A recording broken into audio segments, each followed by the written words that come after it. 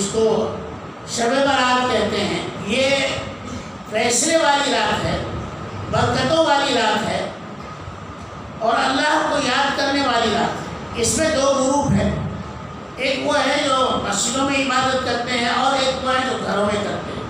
حضور علیہ السلام کی کا جو عمل ہے وہ دونوں جگہ پر ہے۔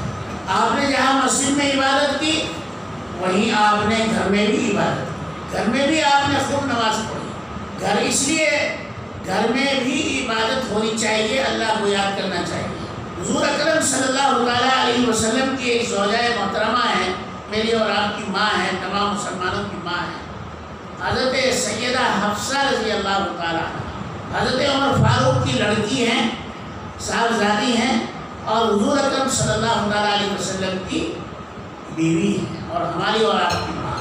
فرماتی ہیں کہ ایک مرتبہ حضور نماز پڑھ رہے ہیں، گھر میں نماز پڑھ رہے ہیں۔ میں وہ آپ سے عرض کرنا چاہ رہا ہوں کہ حضور کی نماز گھر میں کتنی لمبی ہوتی تھی۔ آج ہم لوگ جو ہیں، اللہ ہمیں ریاکاری سے بچائے، میں کسی پر نکیر نہیں، سب سے پہلے نکیر اعتراض تو اپنے اوپر ہے کہ ہم مسجدوں میں تو لمبی لمبی عبادت کرتے ہیں اور اپنے گھروں کو قبرستان بناتے ہیں۔ حالانکہ حضور کا یہ طریقہ تھا کہ مسجد میں درمیانی عبادت اور نفل عبادت گھر میں۔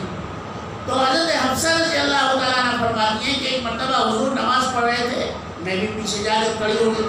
اب حضور پڑھتے رہے، حضرت اماں حفصہ فرماتی ہیں کہ میرے پاؤں دکھ گئے۔ اس کے بعد حضور نے رکوع فرمایا، رکوع میں جب گئے تو رکوع میں نہیں معلوم کیا کیا پڑھتے رہے۔ فرماتی ہیں کہ بہت ساری دعائیں پڑھتے رہے، بہت لمبا رکوع ہو گیا۔ تو فرماتی ہیں کہ جب مجھ سے برداشت نہیں ہوا تو میں رکعت دوڑ کر پھر میں اپنے بستر پر آ کر لیٹ گئی۔ ہر آدمی بشر ہوتا ہے، یعنی حضور اتنی لمبی عبادت کرتے تھے، اتنا لمبا قیام، اتنا لمبا رکوع، اتنے لمبا سجدہ کہ ام المومنین سے بھی جو ہے وہ سجدہ نہ ہو سکا، وہ رکوع نہ ہو سکا۔ صبح میں حضور اکرم صلی اللہ علیہ وسلم سے کہنے لگی، یا رسول اللہ صلی اللہ علیہ وسلم، رات آپ نے اتنا لمبا رکوع فرمایا تو کیوں، کیا ہوا؟ کہا کہ مجھے تو یہ گمان ہونے لگا جھکے کہیں میرے ناک سے نقشی تو نہیں چھوٹ گئی۔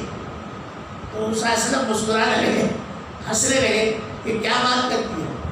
کہا کہ مجھے تو اتنا جھکتے یہ محسوس ہوا کہ میری ناک سے یہ خون تو نہیں آ گیا۔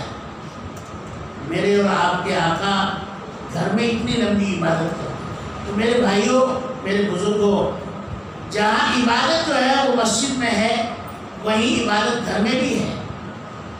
ہم نے مسجد کی عبادت کو تو زندہ رکھ لیا ہے، چلو کسی نہ کسی حد تک نماز پڑھتے ہیں، اللہ کو یاد کرتے ہیں، لیکن گھروں کی عبادت ہمارے یہاں نہیں ہے۔ گھر تو ہم نے کھانے پینے، سونے، ہنسی مذاق کرنے اور آرام کرنے کے لیے رکھ لیا ہے۔ حالانکہ گھر جو ہے یہ گھر نہیں ہے، یہ تو ایک مسافر خانہ ہے۔ آپ دیکھیے اس گھر میں پہلے کون رہتا تھا کہ بھائی والد رہتے تھے، پھر کون رہتا ہے، دادا رہتے تھے، پہلے کون رہتے تھے، پردادا رہتے تھے، آئے اور چلے گئے۔ تو یہ تو جو ہے مسافر خانہ ہے۔ اصل گھر جو ہے وہ اللہ کا ہے، آخرت کا گھر ہے، جنت ہے۔ اصل جو ہے وہ جنت ہے اور جنت والا گھر ہے جس میں انسان ہمیشہ رہے گا۔ اس لیے اس گھر میں رہ کر آخرت کے گھر کی فکر کرنا چاہیے تاکہ اللہ تبارک و تعالی ہمیں وہ نعمتیں جو اللہ نے نیک بندوں کے لیے رکھی ہیں وہ جنت میں ہمیں عطا ہو سکیں، جنت میں مل سکیں۔